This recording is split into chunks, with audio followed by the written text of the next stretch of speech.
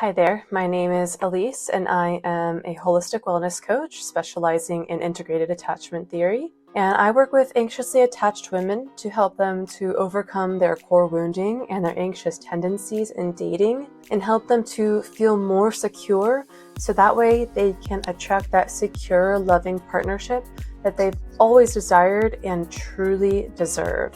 And today we will be talking about the anxious-avoidant trap, and we will be looking at it through the lens of one of my favorite TV shows called Married at First Sight.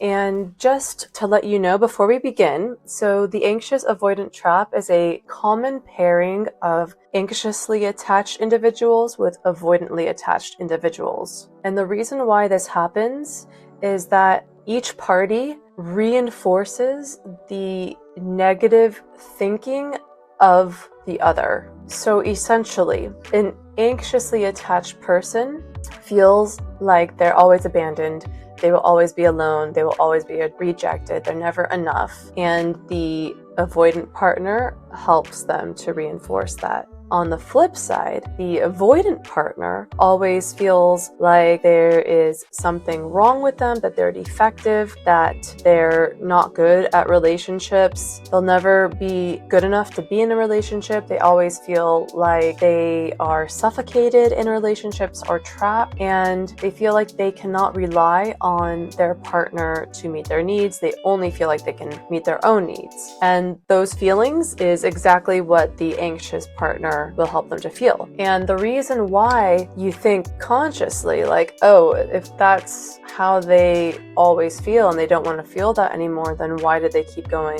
with this kind of a partner? And it's not conscious. It's not conscious because our conscious mind only controls up to 5% of our behaviors and actions and thoughts. The subconscious will always win out. And what our subconscious likes to do is to make us feel comfortable. So the subconscious wants us to do what's comfortable because it's something that we can predict. It's something that's familiar. And those qualities that the respective anxious attachment and avoidant attachment feel about themselves and in relationships is how they felt growing up. It's because of how they grew up, how their caregivers treated them, which made them feel that way. And as a result, this has become their subconscious comfort zone, because what gets into our subconscious is a repetitive action with an emotion. The more repetitive something is and the more strong emotion is attached to it,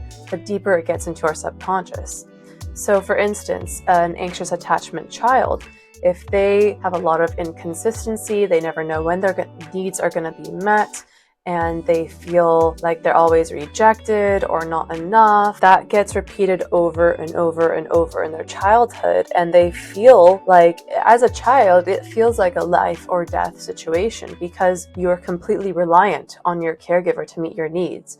So if you don't know if your needs are going to be met, you don't know if you're going to survive. So that's a really, really strong feeling. So that gets paired with that repetitive action and it gets deeper inside of your subconscious. And so this is what I mean by the subconscious comfort zone. We have this subconscious comfort zone based on our childhood programming. And this is what we are going to be attracting into our life. Even if the anxious attachment person meets a partner who would be there to see them, to hear them, to understand them, to be there for them, who is responsive and takes care of them, unless they have done work on themselves, that relationship is going to fall apart because it's not comfortable. It's not something that they're used to. And so either they're not going to find them attractive, or if they do find them attractive, they're going to sabotage it in some way. So this is why the anxious and the avoidant often find each other, because they reinforce each other's core wounds. Now we're going to go watch Married at First Sight UK, and there is an example of a relationship that really displays the anxious avoidant trap in real life. And so I want to go ahead and show that with you so we can discuss it. All right, let's dive in.